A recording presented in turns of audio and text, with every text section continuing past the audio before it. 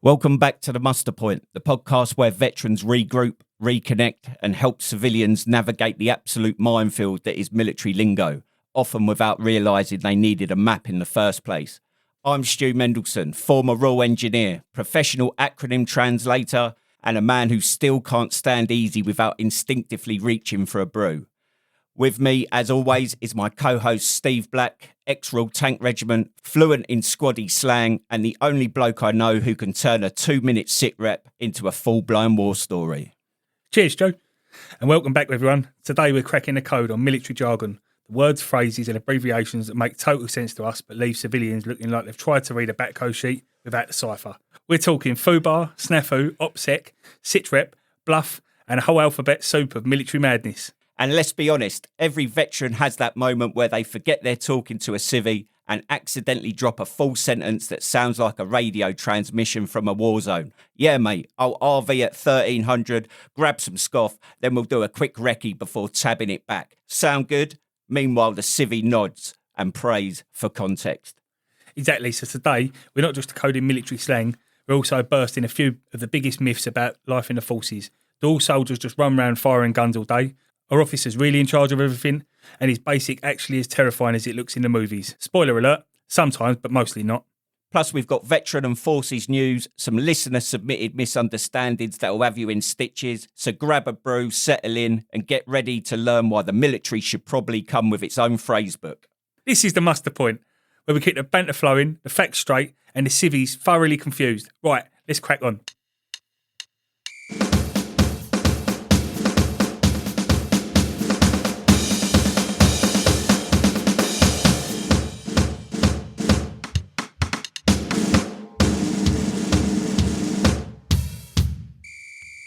Right, I do like that theme tune, Steve. Yes. It makes me want to go, parade, hop. What do you reckon? Yeah, whatever you say, mate.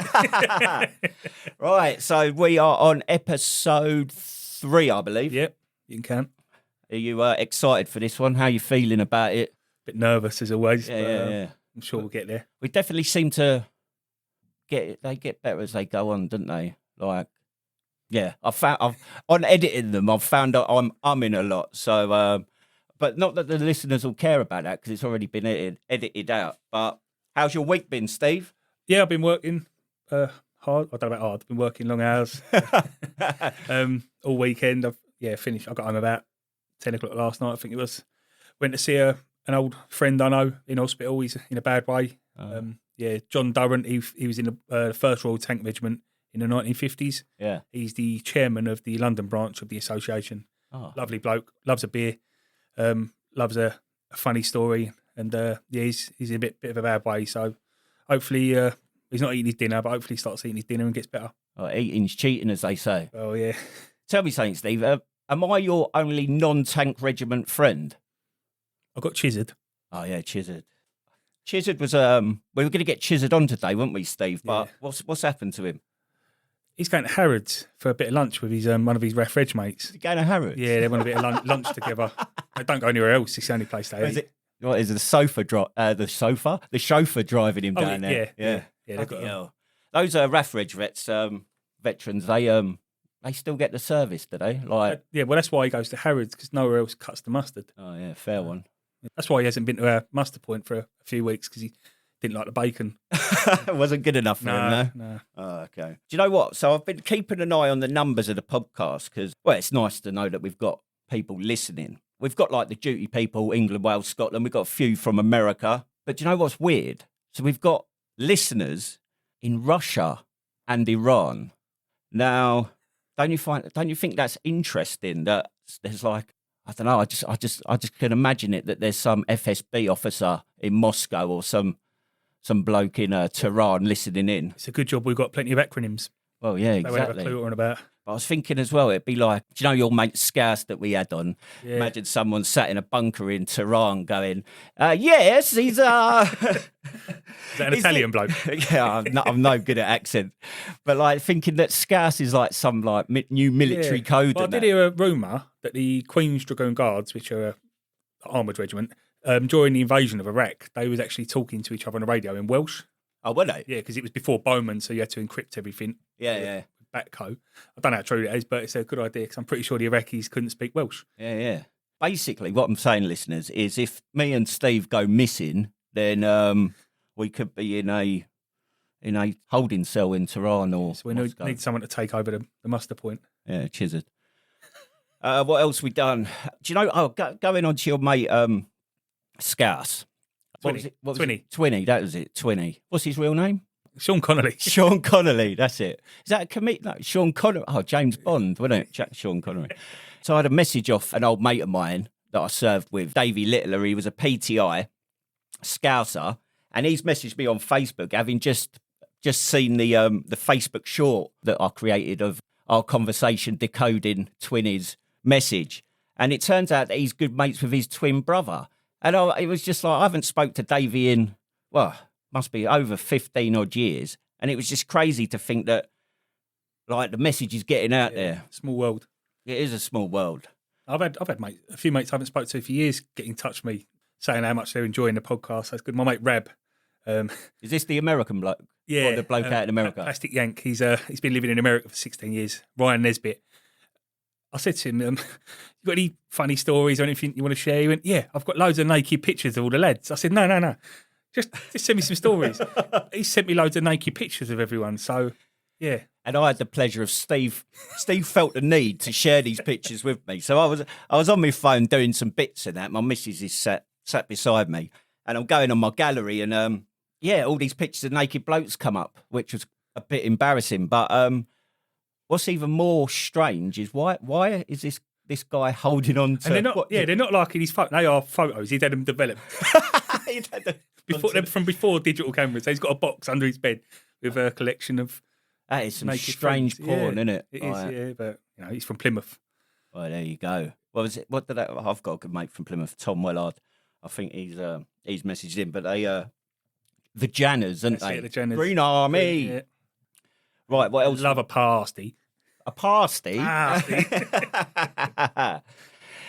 So we've also got some more exciting news about the muster point. So we're looking. Well, we are in the process of setting the muster point up as a CBS. I should have wrote down the full name because I can't remember. A Community Benefit Society. What does that entail, Steve? What does that mean for the muster point? Well, it means we can get a bit more funding. We run it like a business, not quite a charity, but we can apply for grants, things like that. It allows us to improve their actual the physical muster point in Stevenage, be able to support veterans more. As I said, we're not a charity, so we won't be giving money out, but it means we can provide more services. Yeah, it makes us a bit more legit, and as you said, it can bolster the presence of the muster point, and hopefully we can reach more veterans. And have a week in Benidorm. Oh, Benidorm. I could tell you some stories about Benidorm from my drinking days. Do you know what? I went out on literally a night out in Benidorm. I flew from Bristol Airport because I was working down that way.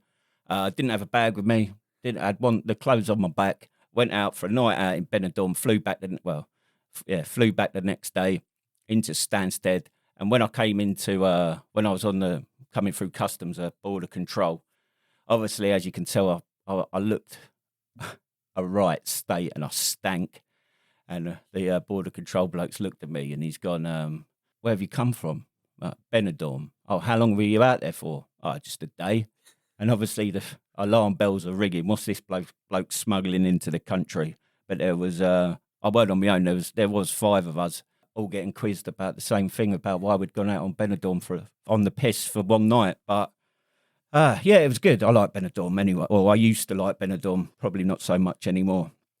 What else we got? So this Friday we're booked in to see the local Member of Parliament. We're hoping to create a line of communication with our local MP on a regular basis. So if you do have anything that you want us to bring up in the future you think's quite important, we really want to hear from you. And how do people get in contact with us, Steve? Well, we've got TikTok, X, YouTube, Facebook. Send us a message, or if you want to send us an email, my email is steve@themusterpoint.org.uk. Stu's is stu@themusterpoint.org.uk. They really want to stick it to the MPs and get some stuff. Yeah, and I just want to hold them accountable. When they say they're going to do something, they should do it. Damn right. Or explain themselves why they haven't. Accountability. What were the standards of being in the army? Discipline. Oh, the core values. Core values, was it? Yeah. Courage, integrity, discipline, something else, something else. and then a couple of other things. Well, obviously they've stuck with us, haven't they? Absolutely useless. Right, what else do we have? Anything else that you want to bring up, Steve? We've got a little quiz for someone. A couple of contestants going to get involved. So we've got some funny nicknames. We've got some funny phrases and acronyms that people have sent in. Have you not done anything else since the last podcast that you can share with us? No, I've just been working. Really boring. Where do you work? I work in a factory. In a factory, yeah. It's an international brand, isn't it? It's a bit well known. Coca-Cola. I was going to say, don't mention the name because we want sponsorship. Because we'll go back there. We'll cut that out then. Because that's what I was going to say. The benefits of being a community benefit society is, I think Steve mentioned it. We can take donations. Somebody out there somewhere can sponsor the podcast, and all the money basically has to go back into the society for the benefit of veterans. So that's good. Right. Icebreaker. So military lingo, nicknames, acronyms. What else are we going to cover? That's about it. But the icebreaker question is, what's the weirdest or funniest military term you've ever heard? I've got a couple. Something that really still annoy me. He's been on exercise, it'd be soaking wet, cold. And someone always say, "Oh, Civvies pay thousands to do this." That was always a good one, wasn't it? And the other one was, "If it ain't raining, it ain't training. And if it ain't snowing, I ain't going." Yeah. Just shit bits from DS just to break your morale even more. What else we got? What else can you think? So I remember being on an exercise, and what always interests me is the difference. There's different slang words and acronyms within the services, isn't there? So like Army and Navies, you've got different meanings for different things and that. And I think it was so one of the DS, I think he was a stripey. So he'd been with 5-9 Commando Engineer Regiment. So obviously they wear the green berets, the cabbage heads. They serve alongside the Royal Marine Commandos who are part of the senior service, the Navy. So the Navy calls a cup of tea or a coffee a wet, and the Army calls it a brew. So the DS, being having served with the commandos, was very akin to using naval terminology. And basically, we're on exercise, and there's this young sprog and that, and so he's turned around and he's gone. What's he said? So the stripey's got up. We're in the harbour area, so the stripey's got up and he's gone, all right, I'm off for a tab and a wet. And it's got lost in translation. And this sprog has basically thought it was some sort of specialist commando recce thing. So he started getting his kit together and he's gone off, left the harbour area and he's gone out. And basically the stripey's come back and he's gone, where's I can't say names. Where's this young lad and that? And basically he'd gone missing. So he send through the radio sit rep, basically, soldier missing. I think it was down in Salisbury Plain.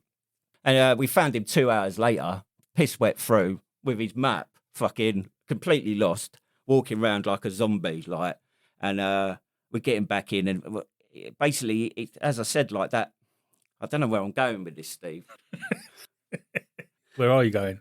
Same place as that bloke with the map went. Yeah. Basically, there's a breakdown. Oh, fuck's sake. It's really not that funny, is it? What am I trying to say? I don't know. Basically, what I'm trying to say is that there's a difference between acronyms and so between forces. Yeah. And this lad who was using naval terminology the other lad got confused, and he basically went out and got lost on exercise. Really not that funny. Maybe I'll cut that out.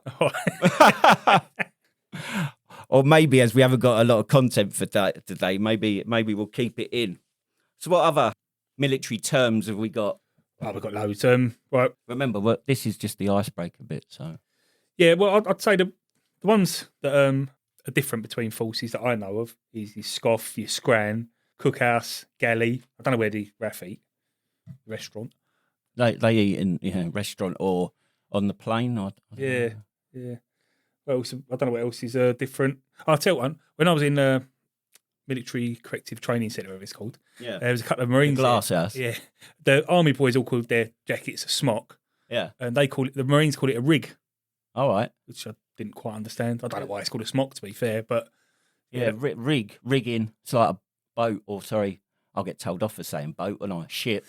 It's got that connection, surely, hasn't it? must be, yeah. And toilets, I know it's a bog or a kazi, and the Navy called it heads. RAF called it a lavatory. Trying to think of what other funny ones. Well, I said to you earlier on, didn't I? So when I turned up in basic training, there was this unit of a DS.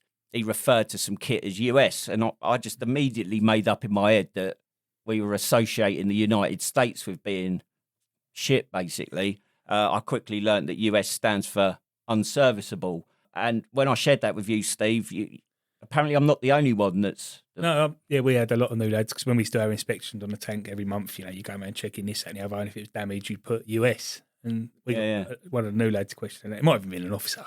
Said, why are we using that? Yeah. It's unserviceable, sir. Did you also have to wrap it up in mine tape? Or was that just a raw engineer thing? Yeah, we didn't bother because we never got spare parts, so we just lived with it broken. I'll tell you another one. We had an officer, and I think he's quite high up now. Yeah. But, on the Challenger 2, you had two engines. You had the main engine and then a generator engine. And it was called a GUE, a generator unit engine. Say that anyway. To save fuel and whatnot, you turn the main engine off and just leave the generator on. That'll give you power for the turret, and the most important thing would be the BV, the kennel. Yeah. We had this troop leader come in and went, "Oh, would you mind putting the GUE on?" I go, "What's a GUE?" And the GUE, the engine. And I said, GUE.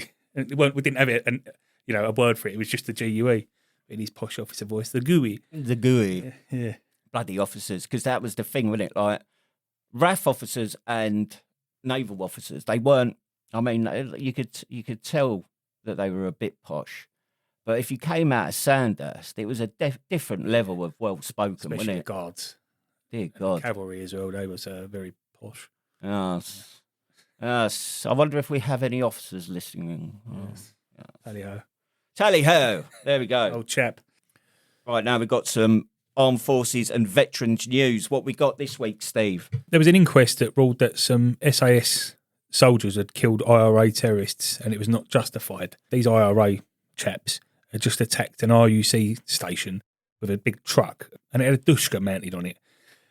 So the SAS dealt with the problem, the threat, and apparently that wasn't justified. I don't get it. They had a massive machine gun mounted to a truck that had just attacked a police station. So when was this? I think the actual incident was probably in the 70s. Yeah. But it's being dragged up again by these lawyers who are like a witch hunt. Yeah. And so I know you mentioned it last week. You're quite passionate about holding people to account, and we spoke to some older veterans at the muster point in Stevenage the other week, and what were they saying? Well, they're just saying that they don't believe they've done anything wrong, but they don't want to get involved in any witch hunts, whether it's about them or them witnessing anything, them being arrested, and these blokes in their 70s, and probably older, and it's just there was a line drawn where they released all these prisoners, but now they're not protecting the veterans, and it's just what is it all about? And I say Johnny Mercer's got involved, and he's said it's a farce, and I'd like to think he's going to do a bit more than words and actually bring it up and try and do something about it. But the Veterans Minister, he needs to do something, I think, because we've got to protect these veterans. It's a horrible thought to have. It's like that sort of poison chalice hanging over you when you should be relaxing and enjoying your retirement. And as you say, it needs to be like nipped in the bud, a line drawn under it, because it's that thing of not knowing. Like, it's almost, if I knew I was going to be prosecuted, then it's easier to deal with. It's the not knowing. And these blokes as well have lived with whatever trauma they've been through for years. There wasn't help for them. PTSD is, I know it's been around for years, but they had to live with it. There wasn't help. It's not great now, but there was nothing for them. They had to just hit the bottle, drugs, whatever they chose to deal with their demons. That's what they did. And now they've got this added demon of the government or the police coming after them. So, it's horrible. Because there's that. Obviously, a soldier just does their job, don't they? Yeah. And I remember there was that thing that you don't have to. If it was if you were given an illegal order, then you can refuse. But in the height of war, in that situation, you put trust in your leadership to an 18-year-old, on the front line. I'm sorry, but like an 18-year-old lad in a riot getting petrol bombs and bricks thrown at him, and there's a threat of a sniper, someone, you're going to be on that trigger on your rifle. Things might have happened that wasn't lawful. However, that 18-year-old lad on the picket line, the stress he's going under, and then lawyers who are grilling him. It's horrible. And ultimately, it's that chain of command, isn't it? That the young lad on the ground is only responding to orders, terrified in that situation, as you say. But like, what about politicians? I know recently, obviously, there's a large group of veterans that are against Tony Blair and sending us into Iraq and that. I know you was in Iraq, Steve. Did you have any feelings about what you were doing out there? Well, I just believed we was doing what we was told to do, which was the right thing. And it wasn't until more recently that there's been an inquest, and it's actually a bit of a farce. Yeah. But no politicians have been held accountable. It's disgraceful. Yeah. Like I was saying, Tony Blair and George Bush, like what they did to this planet, and they haven't had to answer for it. Yeah, exactly. And that's the thing. I think when I lying in Camp Bastion Hospital after being blown up, came to that realisation that I was a number, not a name. I was just another statistic, and I was a pawn in some politicians or the super riches strategy of world domination or whatever. I know. So for me, like going into Afghanistan, I wasn't naive to think that, do I know the real reasons? As I said, I was a pawn in someone else's strategy or whatever. I could appreciate that. But I sort of, I did not justify it, but to me, Afghanistan, it was a proven breeding ground for terrorists at the time. And these terrorists had flown passenger aircraft into two of the biggest buildings in the world and killed, what was it, 3,000 people. And for me, as a British soldier, as a British person, as a human, we can't allow people to get away with that. We can't allow terrorists to get away with it. It's that thing, isn't it, that shit rolls downhill. We're talking of acronyms and slang words, but shit rolls downhill, and that's the way it feels. It's like, let's pin it on some 70-year-old bloke in his retirement. Well, I'll tell you what, fair play to all the Northern Ireland veterans, because they all protested in London this week. When I was at Millwall last week, there was an old bloke, he's called Sam Weller, and he told me, get down there on Wednesday, we're going to protest. I couldn't do it because I was working. But again, like one of our members, Steve Jones, I think he went down there on his motorbike. There was military bikers, blokes on foot, and civilians all showing their. No, it was just a protest. They didn't do anything. It was just a show of force, if you like. Well, they did do something. Well, no, when I say protest, people think smashing stuff up, causing cars, super gluing themselves to tarmac and stuff. It wasn't like that. They was well behaved, and like the Just Stop Oil people. Yeah. We should have one, Just Stop Lawyers. Yeah, Just Stop Lawyers. Super glue ourselves to the motorway. Fair play to the guys that went down there and protested. And when does it stop? When does it ever stop? When's it our turn? Well, and this is the thing. So this is, obviously, I understand that we're all accountable for our own decisions and that. And when we moved down to a checkpoint in Afghanistan, and it was quite kinetic, like I think I've shared before maybe that the Welsh Guards took this compound the month before with bayonets fixed, throwing grenades over the top of this compound wall only to have the Taliban thrown back over. And when we got down there, Taliban weren't happy that they'd lost this compound. And you could see them running around, and we were constantly under contact and that. And there was a compound, so the Taliban would initiate a contact, take this compound, and they'd know where to aim, so we couldn't actually physically see them. And when my troop moved down there, obviously we were there to build shitters and showers like a good raw engineer does, but we had all the explosives with us, and the platoon commander wanted to deny this compound to the Taliban. And it was spoken about basically booby trapping the place, which is against the Geneva Convention. So I was quite vocal that we don't want to end up in The Hague, sir.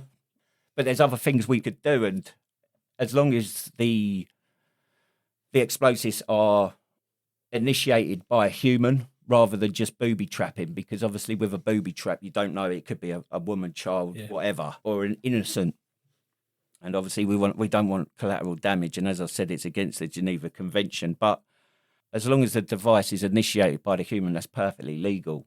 And this compound was 700 odd metres south of us, and the aim was to basically dem the place up and roll out the best part of 400 metres of black and tan and then initiate the devices.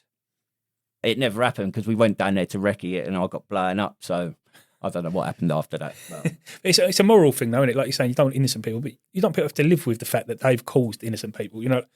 And when I was with the Welsh Guards, like we was clearing compounds and we was well in our right to throw grenades in, you know, because there were Taliban in it. But we knew there was a chance there were civilians. So we was throwing rocks in. We kicked the door open, throw a rock in, shout grenade. Yeah. And we didn't kill any civilians. No, not one innocent person was injured, killed. You know, we found a couple. Yeah. And that was a moral thing. We was well in our right to kill them. You know, like, throw a grenade in because it was dangerous. Yeah, yeah. But yeah, we took the decision not to do that. Yeah. And I'm quite proud to say we did do that, you know. And I think that is what's great about the British forces. You know, we do have that hearts and minds at the back of our head all the time. Yeah. As I said, it just needs to be nipped in the bud, a line drawn under it, and at a minimum, either let these lads know, like nothing's going to happen or something's going to happen, because as I said, it's that sort of thing hanging over your head ain't healthy. No, I think it is the lawyers just looking at an easy payday, a bit of publicity. That's what it seems like. All right, what else? Have you got any other news? There was a 104-year-old World War II sailor died. Alan Norman Martin, he was known as Norman to his friends and family. He died on the 22nd of January, and his family are asking for naval veterans to attend a memorial service. And that is on the 19th of February, and that is at Glenfield Methodist Church in Glenfield in Leicester, and that's at 1 p.m. on the 19th of February. He served on the battleship HMS Warspite and a minesweeper. It's a good name, HMS Spanker. Quality. Yeah, sod that. Imagine going out on a mines. And he was involved in the forgotten D-Day, if you like, the invasion of southern France. Okay. You know, and he was on a minesweeper there. You know, imagine that. You know, there's mines in the water. You're going looking for them. So yeah, fair play to him. But he had a long life, and his family would like to have a memorial. So I'd like people to attend a memorial service. So okay, give out the details one more time. So that is on the 19th of February at 1 o'clock, and that is at Glenfield Methodist Church in Glenfield, Leicester. Happy days. Yeah. I've got one here, right? So, and I may go off on a rant because it's quite close to home for me. So, a senior coroner has warned that a whole community of former soldiers is at risk after an Iraq war veteran suffering from PTSD died from an accidental overdose. Aaron Taylor, 38, rapidly fell into addiction after being thrown out the army. He served with the Royal Regiment of Fusiliers. And we have referred to it. So after I came out, after being blown up, I descended into alcohol and drug addiction. And it's a horrible disease. And I mean, I'm now, almost 2 years clean and sober, but it took 13 years of being ignored or coming across brick walls. I remember I reached out to Combat Stress. This was back in 2014, and they sent someone out to me, and their response was, "I'll go deal with your addiction. We can't help you." And that's too much of a familiar story within veterans. So I now work for a local drug and alcohol service, supporting veterans with drug and alcohol issues. And it's a running theme that Combat Stress, to a certain extent, Up Courage, like as soon as addiction is mentioned, the door is closed. And a more holistic and collaborative approach needs to happen, because just looking at this story, I mean, this guy, PTSD, addiction, and because that holistic approach wasn't taken, sadly, he's overdosed. And addiction is recognised as part of mental health. Doctors recognise it as that. But there seems to be this breakdown, and it's not just in the veteran community, but with civilian mental health services. There's just this breakdown, and it makes me angry. It makes me sad that more needs to be done. Definitely. There is a lot of help out there. It's going to the right one, and there needs to be a centralised, or they need to work alongside each other instead of trying to get people in there and promote themselves. Yeah. I approached Combat Stress a couple of years ago when I started feeling the way I felt. They told me they were too busy, they can't help me. So that was it. I went to, my wife then contacted the NHS, Up Courage, and it was great. It was so quick. Yeah. However, unfortunately for me, the counsellor just didn't get it. I felt like the first half hour of every session, I was explaining what the army's like. Yeah. In the end, I ended up lying to her just to get rid of her, to make out I was all better and hunky-dory. And it weren't until later on I spoke to Help for Heroes for someone else, and they asked me how I was feeling, and I just opened up to them, and they said they've got this hidden wounds service. Same sort of thing as combat stress. I'd never heard of it before. If combat stress are busy, why don't they talk to Help for Heroes and vice versa? And any other mental health charity, they should be able to talk to each other. Yeah. And you make, I would never dream of ringing Help for Heroes because I just don't know. I don't know what they could help me with. I've always associated that with missing legs and missing arms. Yeah.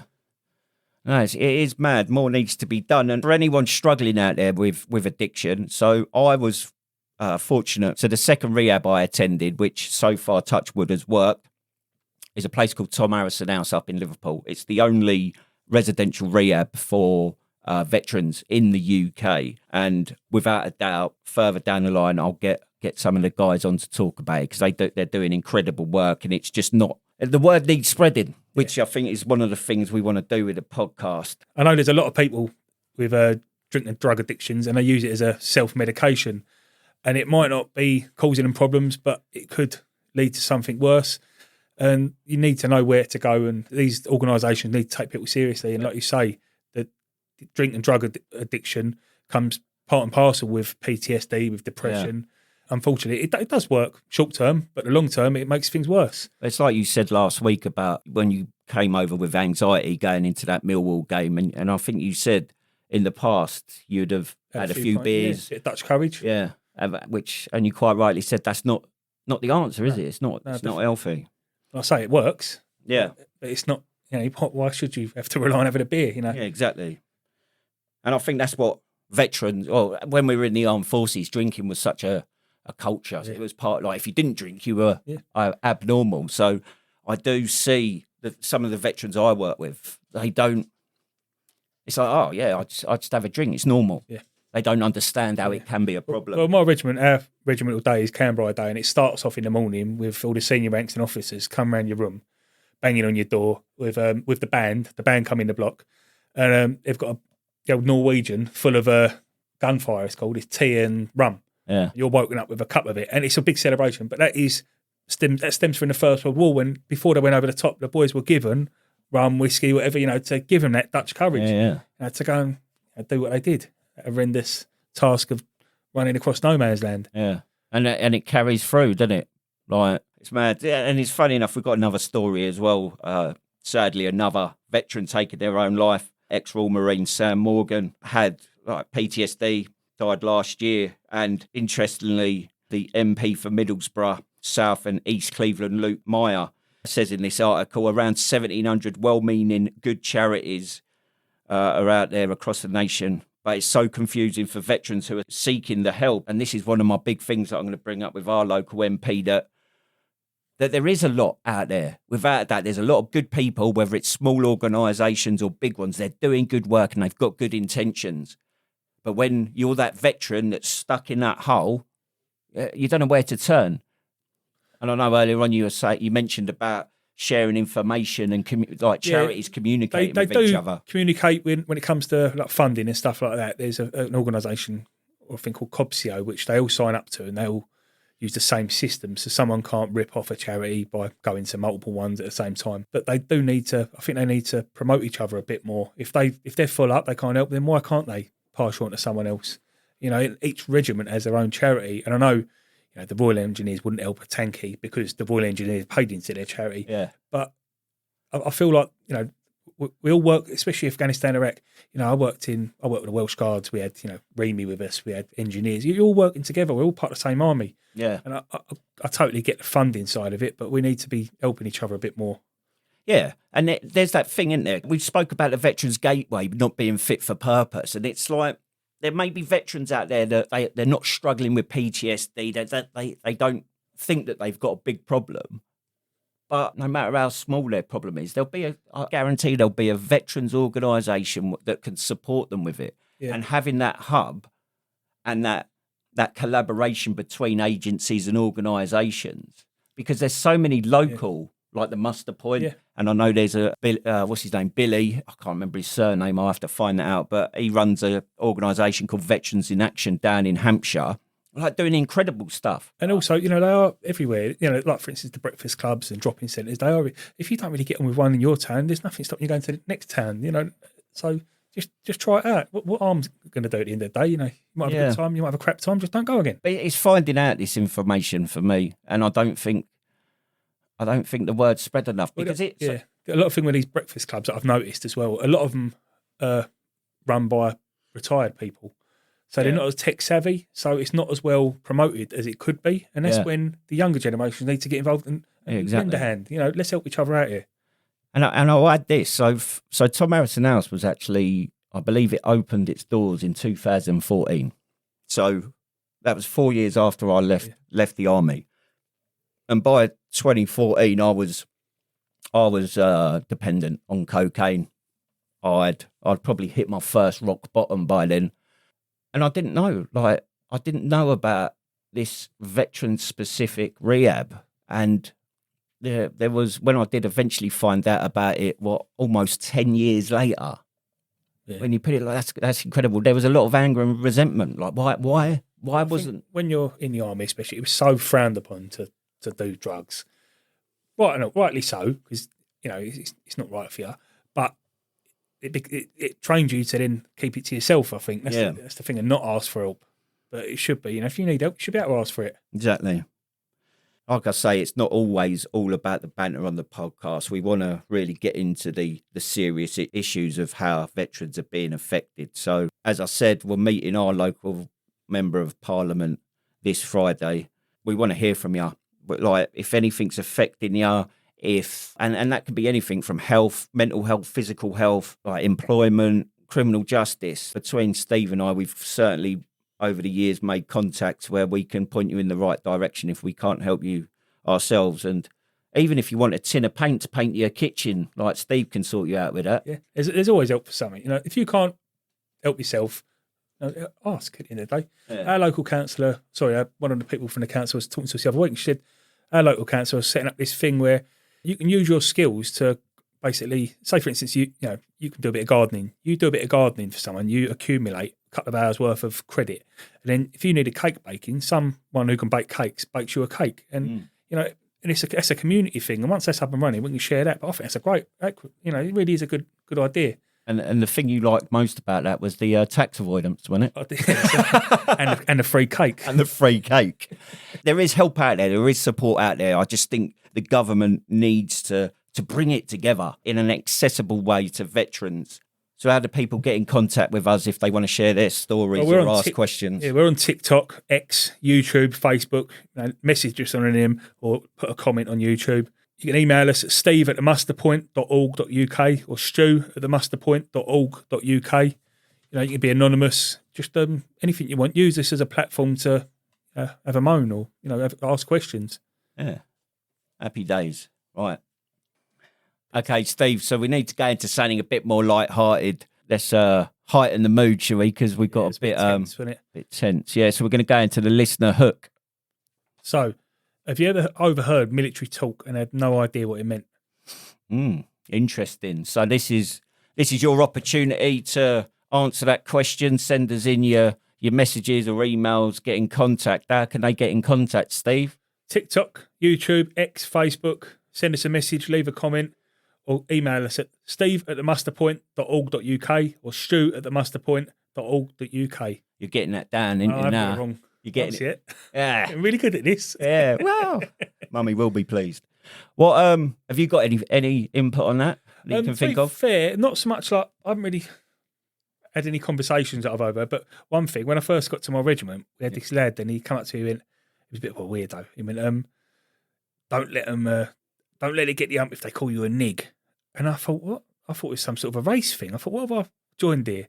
but I'm white. But so why would don't have to worry about that. Why would someone call me that? But anyway, it turns out it's new in Germany, and if you're known as a nig. Yeah. So for about a year, you're just a nig. You're the lowest of the you're scum. Pond scum. Yeah. You just do all the shit jobs, and then exactly. After about a year or so, or you go on a tour or whatever, you're accepted. Yeah. So even if you've done your initiation, but you're still a nig.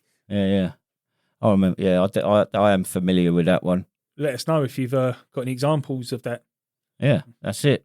Right, frontline focus. So, the main point of today's show: Batco for Civvies, cracking the code, military lingo 101. What have you got for us, Steve? Well, I've spoke to a load of people and they've sent me some funny acronyms, names, phrases. Acronyms, we've had a few of them in the quiz. But Davey P's favourite was Bob Fock. Body off Baywatch, face off Crime Watch. Yeah, I'm sure every squaddie's done that, yeah. And then you got Dilly Gaff. Go on. Does it look like I give a fuck? Yeah. Foxtrot Oscar. Yeah. Fuck off. Yeah, so not a lot of people don't know this. I don't know how true it is, but Soldier's Time at Guard is what stag. Yeah, stag, yeah. I thought that was, everyone knows that. I didn't know it was Soldier's Time at Guard, though. Oh, sorry, yeah. No, go on, say that again. Yeah, sorry. So stag, yeah. Apparently it means soldier's time at guard, which makes sense. Well, it does make sense. Unless someone's just made up a thing because it sounded good. Yeah. Oh, Creasy might have done that.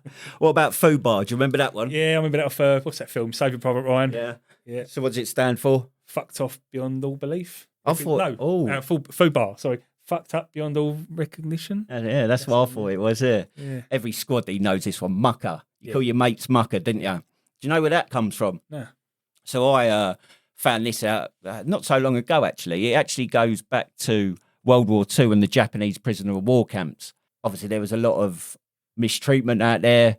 There was dysentery going around, and obviously we've seen some of the pictures of the prisoner of war camps out there, and the blokes look like they're in shit state, and they malnourished and all that.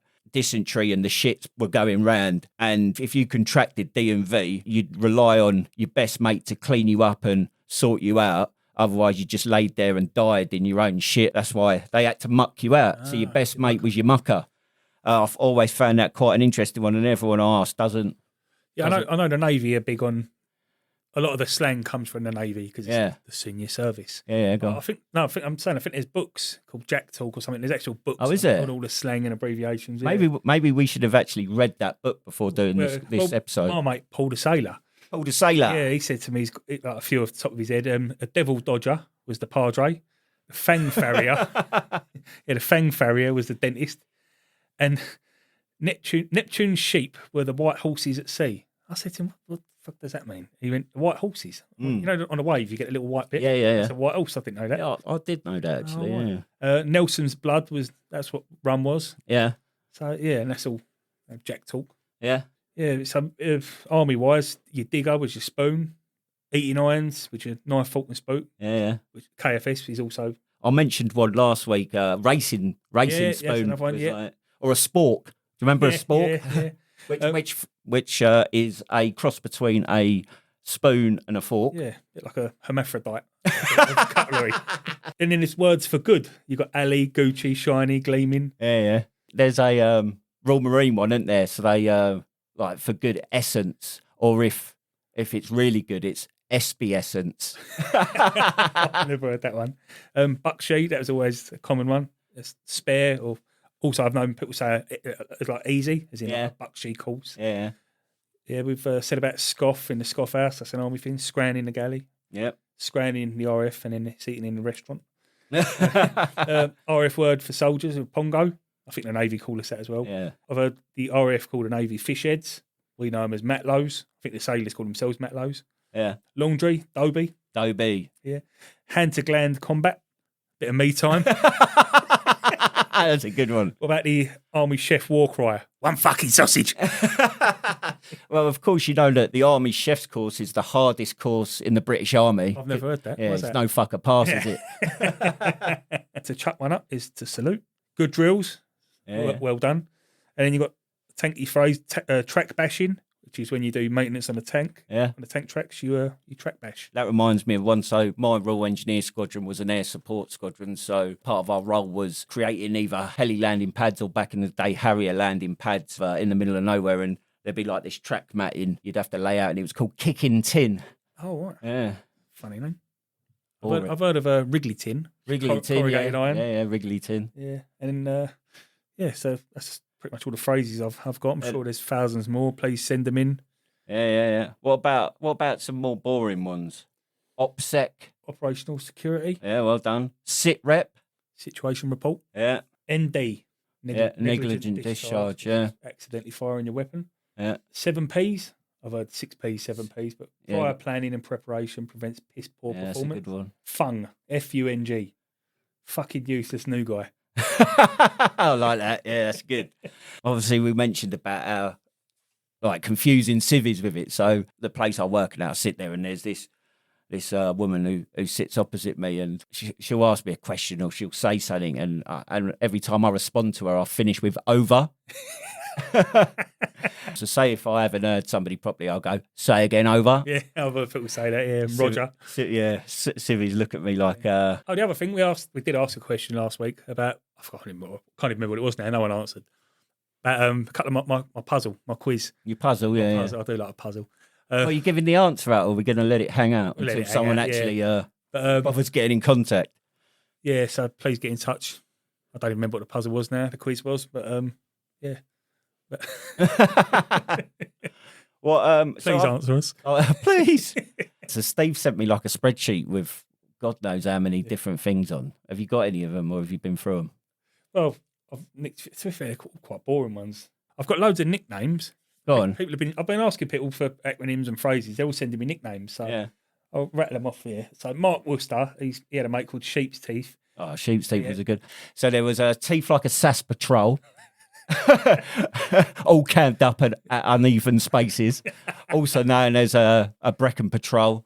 Go on, sorry. Christian Pengelly, he had a mate called Trigger Finger John, because he was called John and he always failed his APWT and he ND'd a few times.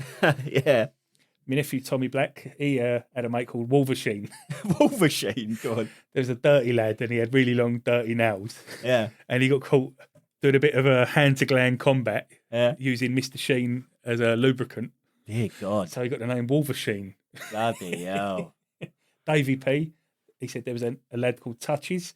He turned up to the regiment and his surname was Boys.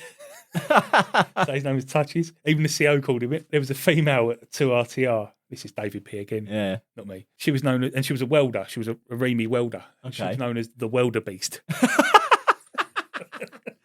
I remember one guy turned up and his name was Dave. He basically got given two choices. He could either be known as Disco Dave or Dave the Cunt. What did he pick? He chose Disco Dave. Funny that, isn't it? Yeah. Old Chizard, he said he had a mate called Shit Dick. And he said that basically two new lads turned up and they tried to get a nickname. They said, right, strip off whoever's got the worst looking dick. So, yeah, Shit Dick lost. He also had a senior bloke called Footwell Taylor. Yeah. He was one of them blokes who got up the ranks but didn't actually do anything, didn't go anywhere. First time he got into contact in a jackal, they all looked around, he was gone. They looked in the footwell and he was curled up with a ball in the footwell. So he was known as Footwell Taylor. My mate Damo, he named the bloke Lovejoy because he looked like a bloke that wears jeans and a blazer. Yeah. My brother-in-law Dog Morris, he rattled out a few. So Spanner, because his surname was Whitworth. Walt, because he was embarrassed that his middle name was Walter. Vegas, because he didn't shut up about the time that he was in Vegas. Yeah. And Larry, because he was always happy. Did you, what was your nickname? I didn't really have one. Blackie. Blackie, yeah. I got called Silla for a little bit, but no, Steve or Blackie is quite boring. Yeah, mine was Stu. Good one. And, until I got blown up, and then it was One-Eyed Wonder Boy, the Cyclops. I know Mick Knowles had one for me, Wang Eye, which interestingly enough, so I met him one Army-Navy rugby game, I met him and he had his son with him, and he still reminds me that his son refers to me as Wang Eye. Well, Paul the Sailor, he said he had a mate called Seaweed because he always floated around and he stunk. And last but not least, Stuttering Smithy. He went horse riding in Canada and the cowboys give him a Native American name. Searches for words. Stuttering Smithy, we love you. Yeah. And obviously the biggest name that we mentioned, Chizard. Yeah. How did Chizard get his nickname? Well, because he looks like a cross between a chicken and a lizard. And apparently, I've been told, he's got tattoos on his feet, one of a chicken and the other one is a lizard. So, yeah. Interesting. He just reminded me of saying, and I don't know why talking about Chizard reminded me of this. So have you ever heard the slang snail's eyeball, No. cock like a snail's eyeball, or cock like a budgie's tongue? No. I can't say. Yeah, so I wonder if Chizzard, I don't know why that came up for me when speaking about Chizzard. Yeah. My mate Davey P, he also sent me a message reminding me that when we was based in Tidworth, the block we lived in was near the guard room. Yeah. The King's Royal Hussars were next door. When they got show parade, they used to have to march past our block. Well, one of our mates had a paintball gun. So Yeah. me and Dave used to shoot the lads going to their show parade with a paintball gun.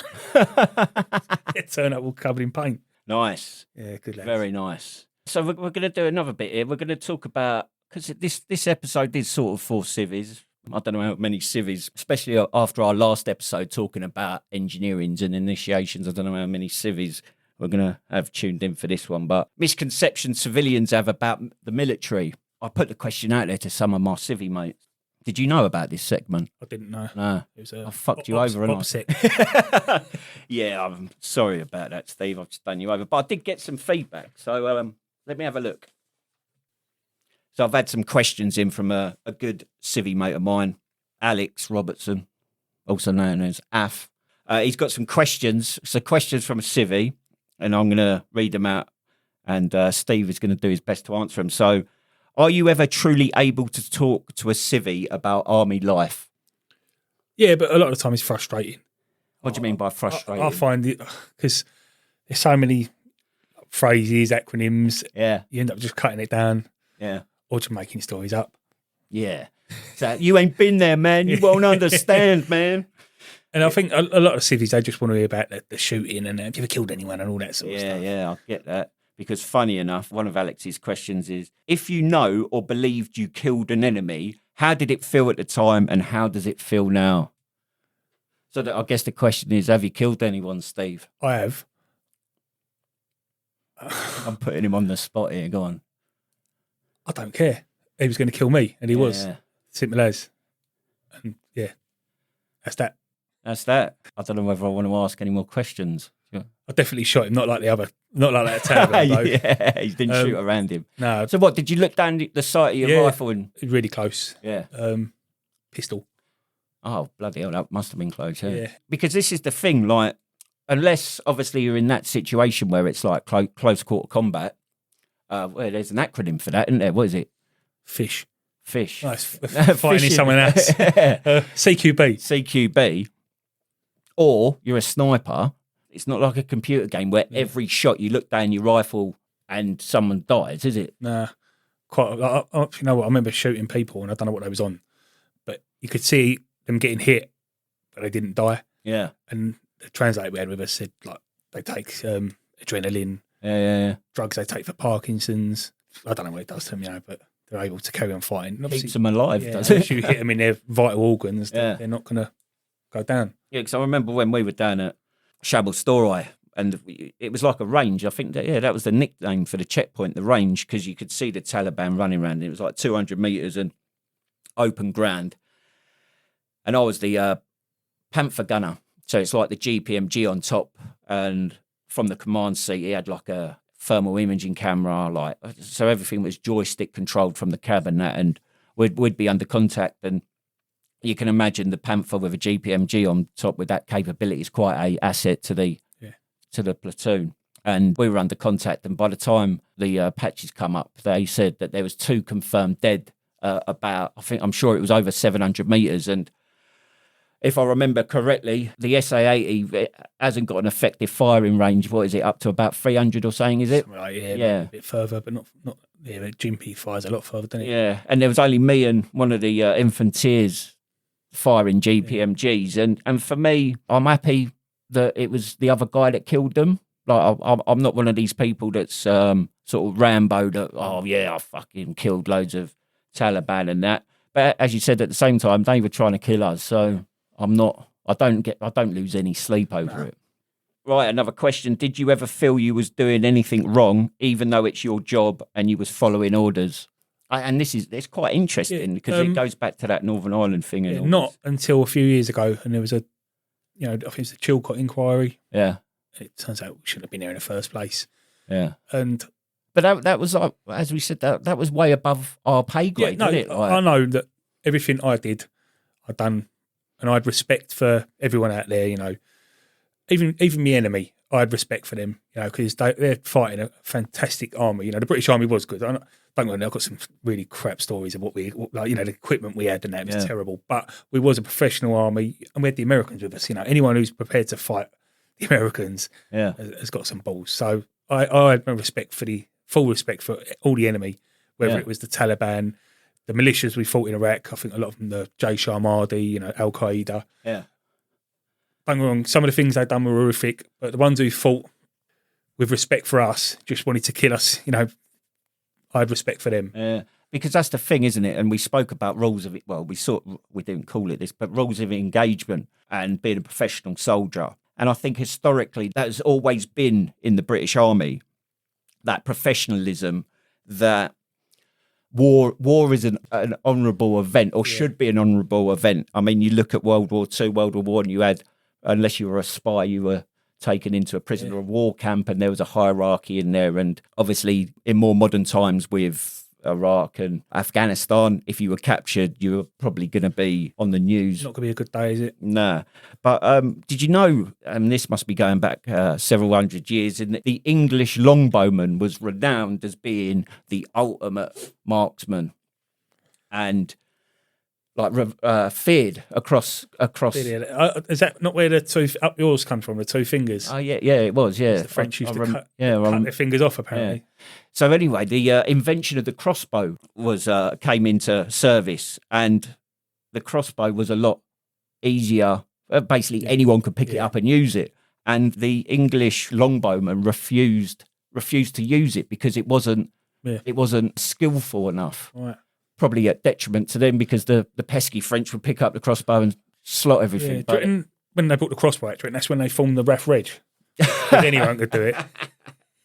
Anyone, yeah. Like the modern day crossbow fighters are the RAF Reg, because anyone can do it. Yeah, I like that. And one last one from Mr. Robertson. Do you think the army is doing enough for veterans, and are they doing enough for youngsters to be able to join up? No. But at the same time, I don't think it's the army's, problem. The veteran side of things is not the army's problem as such. The resettlement stuff isn't great, in my opinion. However, it's the government, then the veterans minister, I don't know what his job is really, but there needs to be a department that looks after veterans. There's a lot more veterans than there are serving personnel. Yeah. As for recruiting. Well, there was this news story, wasn't there, that we come across, that the armed forces has to set up a single recruitment platform. Yeah, I know it's all been, not sold off, but it used to be done by the military. When I joined up, it was all military, recruiting sergeants, whatever. They had a big badge on their arm with flags. It's now done by civilians. I don't know if that's a good thing or not. Yeah, most of it must be online, no? I think now. Because I know, the recruitment office I went to was in the middle of Luton, and that's no longer there. Yeah, I joined in the Strand near Trafalgar Square, and that's gone now. Yeah, that was a Tri-Forces one. But I think now, from what I've heard with people, is you apply online, you do most of it online, and then they send you to a recruiting office somewhere. Yeah, right. Could be someone from here got sent to Brighton. Bloody hell, which is a long way. You'd have to be keen, wouldn't you? Yeah, and then what I was told by someone I know works in the recruiting side of things. They was in the army a long time, and they said basically a lot of these youngsters are coming in with the idea of joining, but it's almost like they're putting barriers up straight away. Yeah. Things like they're bringing up allergies they might have had when they was a child. Hasn't bothered them all their life. Well, straight away it puts a block on it, and it's almost like they just want to. Oh, what? So a young lad or lassie wants to join the armed forces, goes to the recruitment office. Yeah. Hasn't had hay fever for years. They're bringing it up. I know you should be open about everything, but as a child, you get asthma, you get eczema, things like that. But if it hasn't affected you, just don't say nothing. If you want to join the army, unless your doctor's going to mention it, don't say nothing, because you're just putting barriers up. So do these youngsters want to join or not? I don't know. I think they want to go and recruit. I think they like the idea of it, but when it comes to it, I remember cacking myself going into that recruiting office. I remember this big Grenadier Guardsman, because I actually thought about joining the Navy. Yeah. And walked in, the Navy bloke was on his lunch break, so the Grenadier Guardsman took me to one side and went, "You join the army?" I went, "Oh, right, am I?" He went, "Yeah." Put some videos on, and it was, I remember seeing tanks and machine guns, helicopters. I thought, I had to do me. I want to drive tanks now. And Did you ever get to drive a tank? I did. Oh well, a few times. But yeah, I remember being really scared though. You know, they was grown men. Yeah. I was 16 years old at the time. You know, and it was horrible. But you know, it's nerve wracking. But if you want to join, you got to join, ain't you? At the end of the day, Yeah, you know, it's a great thing to do. it is. The thing I always found interesting, sort of linking it into civvies and that. So when I left and that, the amount of people I'd come across that, I wish I'd have joined up. Yeah. Fair play to you. Wish I'd joined up. And there'd be a few times because I remember a few years ago they upped the joining age, didn't they? I'm sure you could join now, like even like mid-30s. Do you know what I mean? Right, yeah. I remember chatting to, I wish I'd have joined up and that, and I'd be like, well, they've raised the age, like you can, and then it's I've got family and all that. Mrs. I goes, yeah, well they'll have your family as well. Can live on the patch and that, but it's just like, as you say, it's that thing of, oh yeah, I wish I'd done that. I know a few people though who genuinely wish they joined. You know, they regret it, but they are too old now, and like they say, my only regret in life is not joining. And because it is just, it's not just a job, is it? It's a lifestyle. Yeah, of course. It's a calling, isn't it? Yeah, especially, I don't know about nowadays, but you know, there was no health and safety or nothing. You've done things that were different. Yeah, that you couldn't do anyway. Like Civvies of 2003, you know, adventure training around Dartmoor or somewhere. Yeah. No, I say there was no health and safety. I'm not saying that's a good thing. Yeah, I've got a few people I know with bits missing because of that. Like you said, putting your fingers in the wrong holes. Yeah. But, it's funny actually. My mate Alex, who's sent these questions in, so he applied many a times when he was younger for the parachute regiment, but he found out that he had pockets of air behind his eardrums or something he was never aware of, and that was a blocker to him. Oh, right. And as I said, he tried again and again, and they were like, nah, like not having it. I feel sorry for people like that who, like, but I worked with his son wanted to join the army as a dog handler, but because he's got eczema, and it is quite bad, I think he has to have syringes and stuff, you know, for the medication, and he can't. And I feel so sorry for them sort of people, you know, because he'd love to. It's just, it's horrible. And I know part of the dog handler's course is learning how to wank off your dog, isn't it? So maybe dog semen would be good for. I'm surprised Chizzard didn't join up.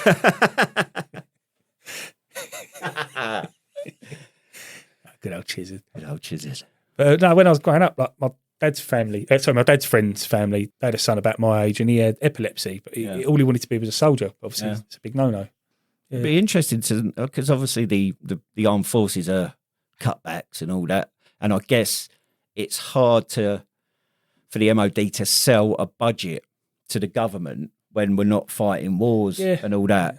And I know numbers are dwindling. Well, not dwindling, that's the wrong term. I know numbers are, they've reduced the numbers of personnel in all three services. And equipment as well. Yeah. All the tanks they got rid of. I know they think tanks ain't the way forward, if you like, but they've just got the new Challenger 3 and they've reduced the numbers. But I don't know, we didn't have many in the first place. Yeah. But, you know, tanks they cost a lot of money to maintain, but when you need them, you need them. Yeah, exactly. I remember when you always used to see like Army be the best and all that. And when I was in, it was Army be depressed. Yeah. Well, yeah, that was the same. But the actual advert was Army be the best. So it's all. Yeah. Or what was it? What was the Navy one? I was born in Durham, but I was made in the Royal Navy. No, I don't know what I think the one we used to wind the Rafa. You don't have to be a pilot to fly in the RAF. You fucking do. But I don't see any of those adverts anymore. No. Like you say, they was on the telly all the time. Mm. Or that one, Royal Marine Commando with the bloke. He's in jungle. He's got his jungle hat on, rifle just above the water eye line and that, and it's like, what was their tagline? 99% need not apply. But then I heard that no one was ever applying, and the recruiting went right down, so they had to change that. Had to change it. Yeah, lowering standards again, isn't it? Yeah, exactly. Yeah. Right. So now we've got a little segment we've created of a quiz. Now, Steve, who have you? You've reached out to some of your muckers and that. Yeah, my mate Creasy, he's still in the army. He's busy at the minute training. I've sent him the questions and he's done us a voice note. And then I've got the legend Joe Smith, Stuttering Smithy. We spoke about him last week, didn't we? Yeah. There's a few stories about him. Yeah, are you sure it's wise having a man with a serious stutter on the phone? He might sound like a Jimpy, but... A Jimpy going off, yeah. And he's also, give him a shout out because he's doing that charity thing for Scotty's Little Soldiers, isn't he? Yeah, he's walking, I think it's 106 miles around the Isle of Wight to raise money for Scottish little soldiers. How long did it take him to tell you what he was doing? About 3 hours. About 3 hours, yeah. Hopefully he runs it quicker. Well, he won't, will he? That's a bit extreme, isn't it? He was a tanky. He won't run. Yeah. So just tell us a little bit about the questions that you got there based on today's topic of Acronyms. So I went online and I found that the MOD has got a 32-page document of acronyms. I took a couple from there. A lot of them are nonsense, very officery. So some of the ones that I know off the top of my head, and I've confirmed it using Google. Using Google, yeah. Steve's favourite invention of the 20th century. Great. Yeah, so we've got a list of questions, and we're going to see how they get on. Right, so we're going to phone Stuttering Smithy. And who was your other mate, Creasy? We've got, because he's still at work, we've got him to voicemail in. So let's ring Stuttering Smithy.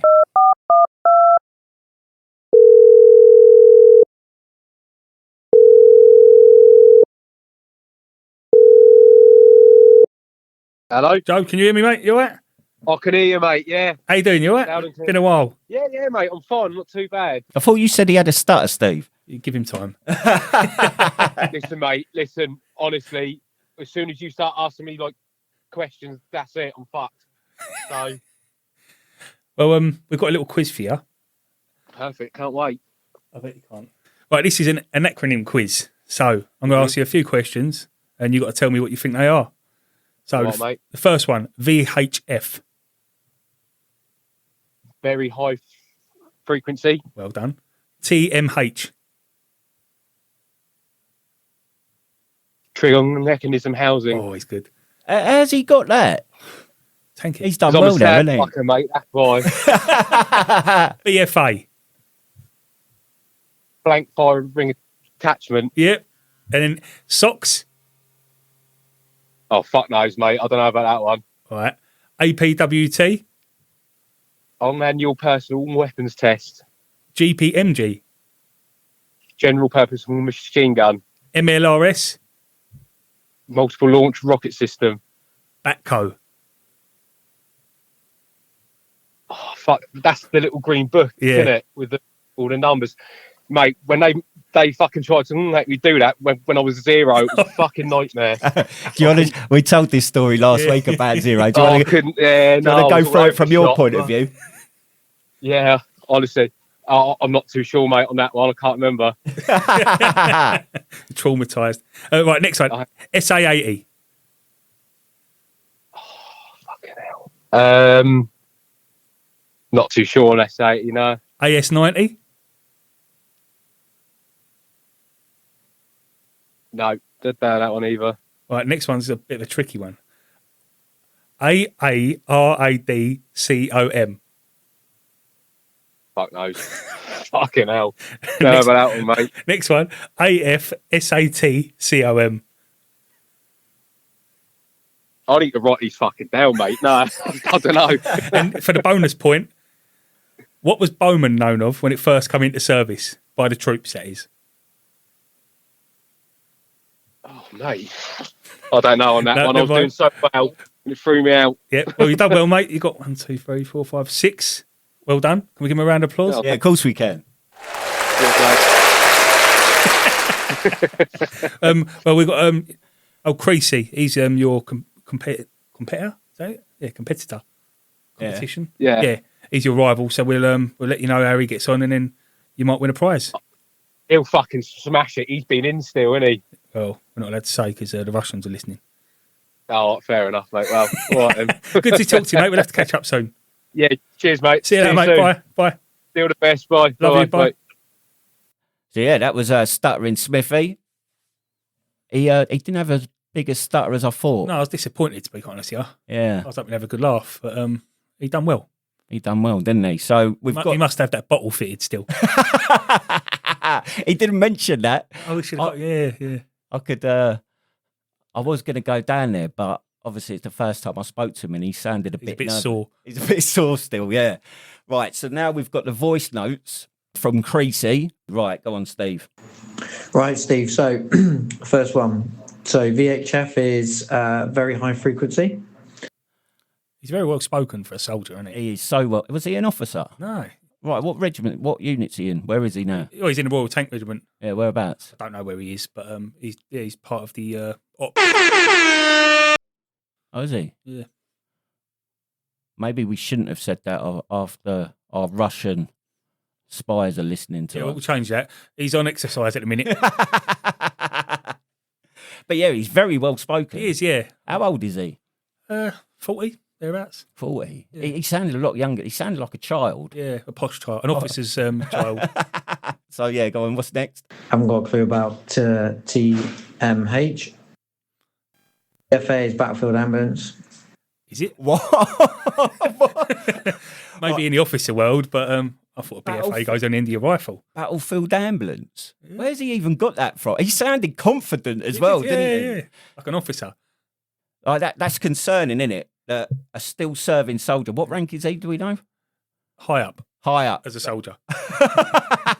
Yeah, we don't want to give those Iranians any information. Yeah. How long's he been serving? A long time. So he's long enough. Long enough. He's getting confused about what goes on the end of a rifle and calling in an ambulance. A battlefield ambulance. Battlefield ambulance. That was all battlefield. Yeah. Yeah. Oh well. Weirdo. Yeah. Next. SOCs are secure order cards. Yeah. I'll let him have that one. I didn't understand any of that. He was too posh for me there. Oh, right. APWT's annual personal weapons test. Yeah, that's an easy one, isn't it? Yeah, I think the next one's quite easy. GPMG is the Beast, the general purpose machine gun. MLRS is multi-launch rocket system. Batco, I think it just stands for Battlefield Communications. S80 is Small Arms 80, developed in the 1980s. AS90 is why has that gone out of my head? Don't know. He's very confident for someone who's like, even when he doesn't know, he's still confident. Yeah. I liked how he had to get, well, what did he say? The Beast. Yeah, the Beast. General, Yeah. the GPMG. Yeah. It's like, has he ever fired one in his Probably life? not. No. Not a clue about the flipping AARAD com. How do you not know that? I thought everyone knew that. What is? I don't even know what it is, do I? Well, you find out at the end. I will. Bowman. I don't know, but it's fucking complicated. That's all I know. Sorry, bud. I reckon. Oh, shit. What was that voice note? Was that like a sexy voice note from your missus coming in? No, it's from him. He's going back on a couple of the answers, but I'm not giving him to it. You get a certain amount of time. He's had his time. Yeah. You know, when you do your BPFA or what's it, BFT, whatever they called it. How do you do? You don't we do were it. taking the piss out of Creasy for not knowing certain things. I'm not still in the army. True. But when you do your mile and a half in 10.5 minutes, whatever, you don't at the end go, oh, actually, I'll go back and do a bit more because I could have done it a bit better. You get one chance and that's it. You do get one chance. Although I remember being down in Chatham, and Chatham, where one RSME is, the Royal School of Military Engineering. So it's where we all do, all our engineers do the construction trades training. There's a few naughty nightclubs down there where you'd just be out on the piss all night. And I remember one morning we had PFT, the mile and a half. Me and a mate of mine, we come rolling in through the camp gate, literally 10 minutes before this PFT was due to start, to the point where we walk past our troop who are on parade in PE kit, and we steam past them back to the block, get changed into PT kit, and literally they're leaving the gate to do this PFT, and we just tag on the end. And I'd had no sleep, I'd been up all night, I was absolutely hanging out my arse. So in the Royal Engineers, you had to your time we had to do it in was 10.5 minutes. I literally came through in 10 minutes 29, and yeah, but I still passed. Pass is a pass. Exactly. All right, so now Steve's going to give out the answers to this quiz. Question 1 was VHF. They both got it right. Very high frequency. Next one, TMH, trigger mechanism housing. Stuttering Smithy got that. Creasy didn't. BFA, blank firing attachment. Everyone knows that. Again, Stuttering Smithy got that. Creasy didn't. Yeah, what did Creasy say? Battlefield ambulance. SOCs or SOCs, secure orders cards. Creasy got that. Stuttering Smithy didn't. APWT, annual personal weapon test. They both got that. GPMG or the Beast. General Purpose Machine Gun. MLRS, Multiple Launch Rocket System. Batco, they both got this wrong. It stands for Battle Code. SA-80, Small Arms for the 1980s. Creasy got that. Stuttering Smithy didn't. AS-90, they both got it wrong. It's Artillery System for the 90s. Next one, AARADCOM, stands for Army Armament Research and Development Command. Who would know that? It's easy. Bloody hell. Next one is easy as well. AFSATCOM, AFSATCOM, Air Force Satellite Communications System. Yeah, again, no one got that either, funny enough. And in the bonus point, what was Bowman known for when it first came into service? Better off with a map and Nokia. Yeah, fair one. Nobody liked it when it came in, did they? Nah, it's rubbish. Well, I think the results are in. It's 6-all. 6-all? Yeah. I think Smithy should win it because he's got the disability. He's got a couple of disabilities. Obviously, he's got and funny enough, they're disabilities at both ends, aren't they? He's got like an arse like a wizard's sleeve and a stutter. And he supports Portsmouth. Well, they done all right last night, didn't they? They beat Liverpool 1-0. So No, that was Plymouth. yeah, it was, wasn't it?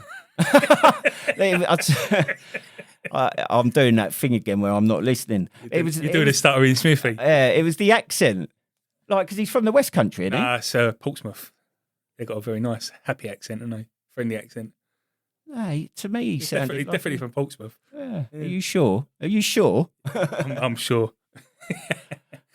Right, so we're giving it to Stuttering Smithy, and what's he won? A pen and a wristband. A pen and a wristband. I will be happy, won't he? Yeah. Should we give him a round of applause? Yeah, go on. So yeah, that was Steve's quiz. How did you lot do out there? Does anyone care? Probably Well, not. let us know. Oh, no one's got back to us about the last quiz I did as well. Oh, that's a shame, isn't It it? is, yeah. Maybe we'll have to phone someone and just bug them. Yeah. Get the answers out of them. Well, that's the thing. We can do that. Maybe we'll do that. We've got the ability. We got the ability. We got the power. We've Right. got the Russians. Right, so we've got some more listener interaction here. So stories that have been sent in from either last week's military firsts or some people have sent stuff in for today's acronyms and slang words and that. But Steve's had a message. Oh, Creasy's reminded me of a time when we was young nigs in Iraq. We was on QRF. Our troop was on QRF one day. We was in these crappy old Land Rovers that had been chopped down, duct taped up, cable tied together. It turns out there was a coach load of some militia. I think it was a Jaysh Mahdi coming down to fight another clan or something. Getting bussed in, were they? Yeah, the National Express were bringing them down. So we was on QRF. We got crashed out. All we had was rifles, 4 magazines. That was it. We had nothing else. Yeah. So it was like, so on our little camp, we had a Spartan CVRT and it had a GPMG, like a vehicle-mounted one. But it only had the vehicle-mounted barrel, didn't have a bipod, foresight, nothing like that. Didn't even have a butt. We had a vehicle-mounted. It was a vehicle-mounted setup anyway.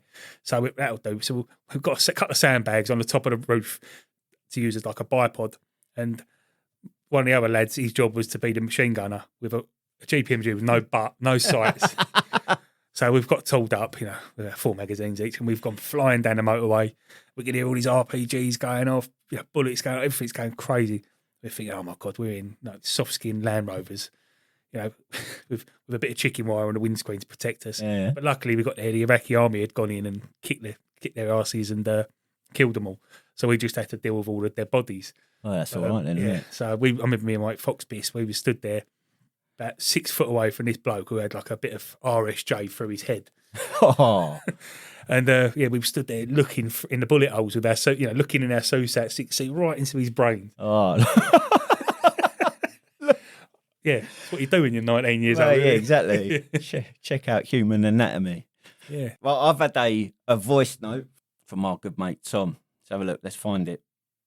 So he's talking about some slang and acronyms and all that. Forgive him, he's from the West Country, so he has got a bit of an accent on him. This is a difficult one, Mendo. It's the old, the usuals, isn't it? Like neggers, chaggers, and you're like, well, I ain't doing that, neggers. No way, I just hit someone in the head.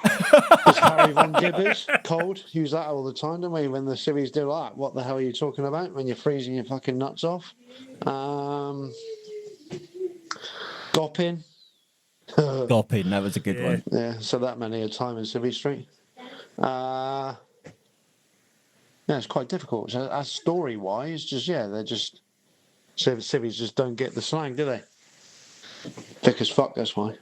I have to say, there was one of Tom's kids in the background. Yeah. Dad, I've just shot him in the head, training him early. But yeah, that gopping, do you remember that? Yeah, rifles gopping. Yeah, so the gopping basically means like disgusting or horrible bit of kit. Tom did send me a message, just a dit really, but Tom was in my section. Tom got injured on Herrick 11 sometime after me. And he was a plant operator. So he was in one of the JCB sort of digger things, which are quite well armoured, to be fair. And driven over an IED and basically got rattled round the cab of the digger. He had severe injuries to the back, muscular, skeletal. He pretty much had to learn to walk again. But anyway, so he's been Kazivac back to Camp Bastion from the Green Zone. So the Mert lands in Camp Bastion and the RAF Fire Brigade come out and help with the casualties off. And as he's being pulled off on the stretcher's broken in half and he's fallen on the deck. Bearing in mind he's got massive back trauma and that. They've got him back on the stretcher, put the stretcher together. So the RAF Fire Brigade, they had the old field ambulance, which has come up before. BFA, looked like the old Land Rover sort of thing. And he said, as they've like slid him in the back, he's like his head and shoulders have banged every sort of instrument in there, and you could imagine. I just make it up that there's some sort of Benny Hill soundtrack going on. Anyway, so Tom's in loads of pain. They've taken him down, and then the triage come out of Camp Bastion Hospital, and they're triaging him, and they're checking if he can feel his legs and that, and he's like screaming out, he can't feel anything, he's in agony and that, and they're going, oh shit, like thinking severe spinal damage or whatever. And it turns out where they've put him back on the stretcher and pushed it back together, the back of his head and his hair is trapped in the stretcher, and he's like screaming in agony because of that. And as I said, it's just that Benny Hill moment. Like, what's that theme? Poor fucker. Anyway, that's Tom. And his surname's Wellard. I mean, I remember when he turned up at our unit and it's like, Sapper Wellard, do you think you're Wellard? And he's from the West Country as well, so carrot cruncher. It's Stu, yeah. You just mentioned the Green Zone. Yeah, I did. A lot of people ask me, what is the Green Zone? I hear that in films and things like that. Yeah. And it's basically the bit of the zone that's green. It's where everything grows. It's just the lush, fertilised area of Helmand Province. Yeah, next otherwise it'd be desert. Yeah, so it's very green. And a lot of the infantry used to wear the green combats. Yeah, they did, yeah. It was like a jungle in some places. Because with your deserts, you just stand out like a sore thumb, didn't you? Yeah, well, same sort of thing. When I was on Telic 10, we got trained up to be warrior crews for the Irish Guards, and I was a driver, and we used green helmet covers because the desert ones just highlighted your head. So a lot of it was the Welsh regiments, they lost a lot of drivers because the snipers were shooting straight at them. Because what they used to do is they'd shoot at your sights. So then you have to open hatch. Yeah. Drive your hatch open. So like I say, we wore green helmet covers to blend in a bit more. So you've just reminded me of another acronym from target recognition, why things are seen. So it's the 7 S's: shape, shine, shadow, silhouette, sound, speed, sudden movement, and spacing. Ooh, I'm sure it was different when I was in. Was it? I don't remember speed being one. To be fair, I've just Googled that. Yeah, I've got a funny feeling it has changed. I'll tell you what I do. When I was in training, I had a best book. Did you have a best book? Yeah, we did, yeah. I've still got mine somewhere. I have to pick it out and we'll confer it.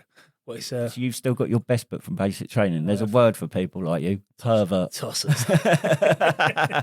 Because in basic training, and I don't know if it was the same for you, but every bit of training you do up until pre-deployment training is like the old Cold War enemies in front of you. You know where the enemy is, and that why things are seen. So you'd be if you're trying to identify the enemy and you were looking for those 7 S's, and if all else failed, final option was getting the sprog of the section to jump up and start running and try to track the fire. Brilliant. I've had another one sent in about an army slang word that we had in the Royal Engineers, and that's head like a boiled owl. Now, I can't. I'm trying to explain this to civvies, but you just know. Yeah. It's like, oh, he's got a head like a boiled owl. But it could also be used, let's say you'd been out on the piss the night before and you woke up, it's, oh, I've got a head like a boiled owl. I just picture it like, imagine a boiled owl. Yeah. I don't know what to imagine. We'll have to try it. We'll get one. Yeah. Go on.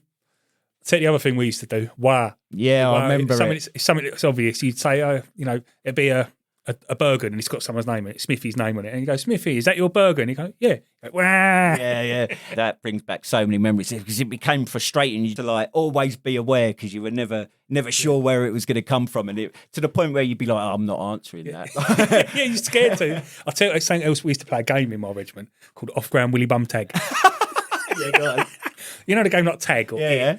It's like that, but basically, you've got it's off-ground willy bum tag. So you've got to jump off the ground, put your willy on their back, on their bum, and then they're it. They've got to pass him around. And you'd be out on the piss, like in a nightclub, chatting to someone. All of a sudden, you got wallop. Someone's jumped into the back of you with a knob. Quality. That was another one. Gen up. Yeah, Gen so up. It was like, I'm telling the truth. Yeah, then you had Gen up, no duff, which meant I'm really telling the truth. And then you had Robo Gen. I've never heard that one. You never had Robo Gen. So you must have heard of the Robocop. Did you ever have that? When someone shows your head. Yeah, Robocop. Yeah. So basically, Robo Gen was like, if I'm lying, you can Robocop me. Or Pucker Gen. Pucker Gen. Yeah. Gen up. Yeah, it's a good one. But then you was Jack. Don't be Jack. Now selfish. Yeah, Jack Bastard. Yeah, you didn't want to be Jack. And one for the fat boys was Biff Chip. Yeah. Or if you were a real fat boy that never liked doing PT, was a laminated Biff Chip. Kept in the top pocket, ready to produce at any time. I've got a little sort of thing here. It's not a story or something. It's when you do your gunnery training. Yeah. Part of when you're using you've got the coaxial machine gun, which is a chain gun. Yeah. Next to the main gun. When you're firing, you do a ranging burst. I think it's the same with a GPMG. You fire sort of shorter bursts, 4 to 5 rounds. Yeah. When you hit the target, you're on target. Then you do killing bursts, sort of bigger rounds, 10 to 15 rounds. So to get the right amount of rounds, instead of counting your head, we used to go Marilyn Monroe. So you pull the trigger and say, you had to shout out loud, Marilyn Monroe. That was 4 to 5 rounds. Yeah. Once you've hit the target, you want to kill it. Marilyn Monroe's got big tits. And you hear these gunners going, Marilyn Monroe, Marilyn Monroe. And Marilyn Monroe's got big tits. Marilyn Monroe's got big tits. And like I say, as a young driver, I hadn't done gunnery. Like, you think, what are they on about in that turret? Yeah. Strange. Going back to RAF Reg, because we haven't spoken about them enough, the nickname for the RAF Reg was Rock Ape. I have heard that. Yeah. Is it something to do with them guarding Gibraltar or something? Oh, I can't imagine that. The UK still owns Gibraltar, and if I'd have thought if the RAF Reg were guarding it, the Spanish would have taken back over. Well, yeah, maybe the RAF Reg are guarding an Effie. Yeah. Because they do that well. Yeah, they do. Because the Rock Apes are the monkeys that are on the Rock of Gibraltar that will attack you, nick your sandwiches and shag your missus. So. A bit like the RAF Reg. Like the RAF Reg, yeah. We need the answer to that. Why are the Rock Apes called Rock Apes? Yeah, it's our challenge for next week. Yeah. Another thing though, your mate Wellard. Yeah. I could hear his little boy in the background. It'd be nice for people to get in touch. Their experiences with soldiers, veterans, whatever. Yeah. My mate's little boy wanted me to mention a little story. Edward Bryant, he quite often comes. He's about 12 years old now. Since he's a baby, he's been coming out when we go for a drink or whatever. Yeah. And Has he been drinking, has he? No, not yet. But a couple of times he's come out and, the bad language and that, he pulls out a swear jar. And by the end of the day, he's got a fortune, Yeah. But we've got photos of him when he was about 4 years old on my mate Mo's shoulder. He's asleep on my mate Mo's shoulders. Mo's got all dribble down his forehead where Edward's asleep. But yeah, he always comes out. But he loves coming out with, with the veterans and having the banter. He gets involved as well. But it'd be nice to hear other people's experiences. He messaged you wanting his name shouted out, didn't he? Have you mentioned his name? Yeah, Edward Bryant. Yeah. How you doing, Eddie? He's a little shit. Yeah. He's a good lad. He's my mate. So talking about listener interaction. So we've had my old Staff Sergeant Mick Knowles. He's been mentioned a few times. So is that the 5 foot tall geezer? Yeah, like what do we call him? T-Rex. T-Rex. Which is interesting, because T-Rexes have short arms, don't they? Yeah. They're renowned for it. And since leaving the forces, Mick's gone on to become a driving instructor, and he trains people to be driving instructors. And I know, to be fair to him, I'll give him his dues. He's doing a good job at doing what he's doing, and it's going really well for him. And he's been put up for some nominations, and he's asked if we can give him a shout out. But being a T-Rex, like, how would you hold the steering wheel? He's got to sit really close. Yeah, and I guarantee he's got a booster seat. He's got like little things on the pedal so he can reach. And he's got like the fork truck handle as well. Oh yeah, definitely, yeah. So he's asked if I can give him a shout out because he's up for some awards and that. I'll put them in the description, as I always do, because I've done that last time. I've worked out how to do it. But basically, he's up for Instructor of the Year, Community of the Year with knowledgeable instructor training, Content Creator of the Year, CPD Provider of the Year, and the closing date for nominations is around about the 24th. But I'll put all the links for his driving school in the description. But I mean, what do you reckon, Steve? Well done, Mick. Well done. Yeah, well done, Mick. But I was thinking, like, what we'll do is if anybody wants to contact Mick and be trained to become a driving instructor or have driving lessons, if you mention the Muster Point podcast, Mick will give you 25% off. Yeah, I think that's fair enough. Yeah, or your first 5 lessons free. Yeah. Something like that. Yeah, he's a good bloke. Yeah, he's sound. And then you can have a good laugh at his short arms and his booster seat. But yeah, it's an example of a veteran doing well, and we want to support that. So we'll put the links in the description. And interestingly enough, we're going to come on to our next point, which Mick has sent in. And that leads us to the next part. Muckers remembered.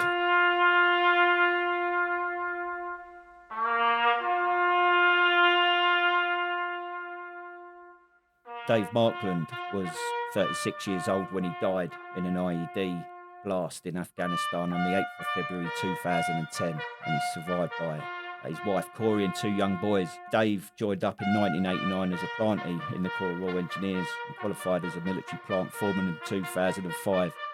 And I know he transferred to the Royal Engineers search team prior to deploying on Op Herrick 11. I remember him from my time in, and he was a larger-than-life guy, full of banter, but a gentle giant, because I remember he always had a smile on his face, always a laugh, and even though he was a lot more senior rank than me, he never looked down on anyone.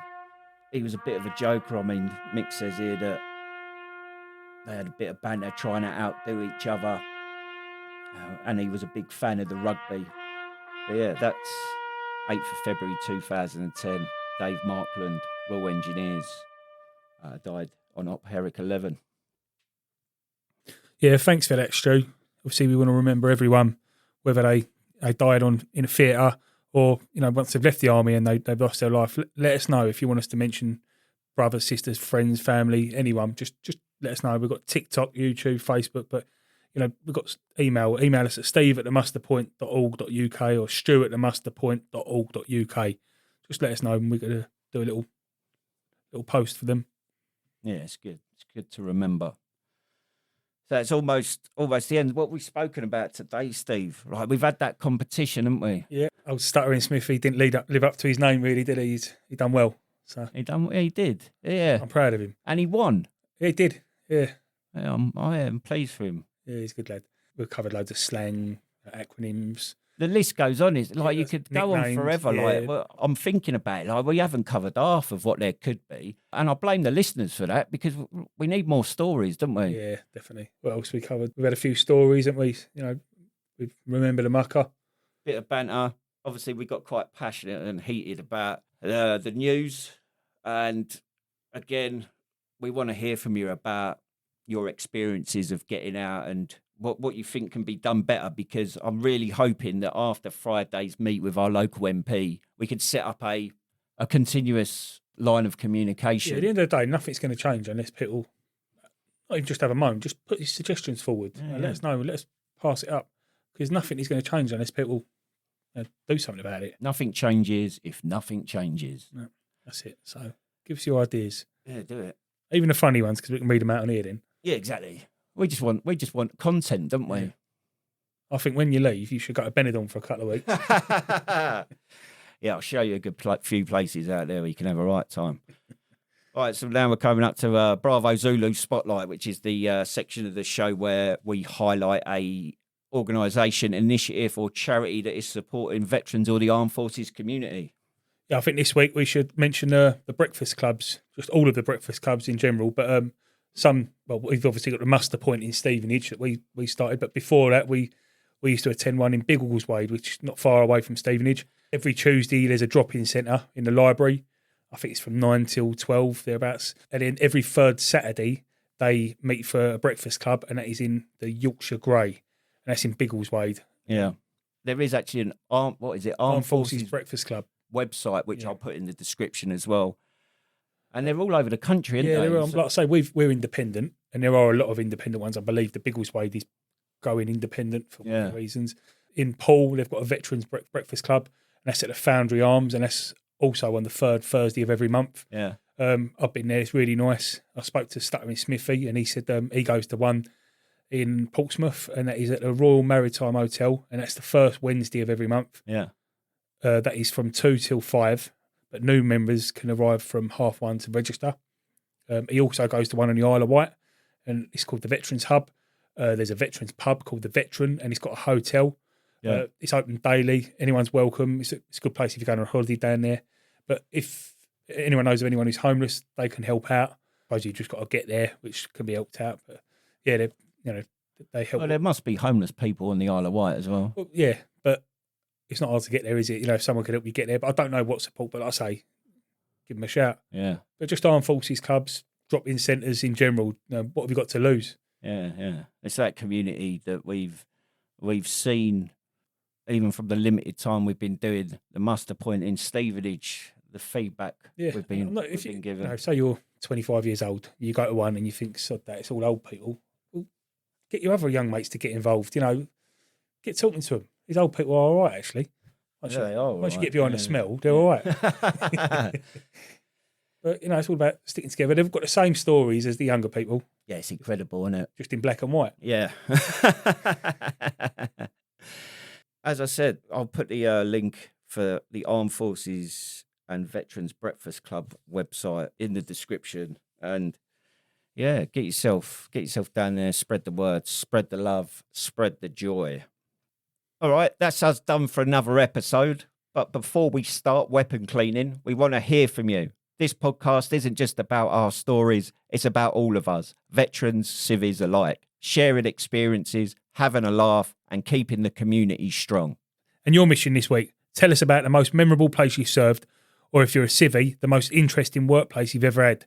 Whether it was a dream posting, a total nightmare, or just somewhere with a bizarre story attached, we want to hear it. You can reach us on Facebook, X, TikTok, at The Muster Point, or find us on YouTube at The Muster Point Veterans. You won't believe this story? Send us a voice note. We might just feature it next episode. And a big shout out to all the organisations out there supporting veterans. If you're helping lads and lasses transitioning to civvy life, sort out careers, or just keeping out of trouble, let us know. We'd love to highlight the brilliant work you're doing. Make sure you're subscribed to The Muster Point on your favourite podcast platform. Leave us a review and share this episode with your mates. It's like passing on squaddy wisdom without the forced morning runs. Next week, we're digging into the places we served and survived. Some great, some grim, and some that will make you question your life choices. If you've got a story about a legendary posting, a hellhole barracks, or just a place that left a mark, send it in. So don't miss it. And with that, hooray! Fall out! You heard him. See you next week.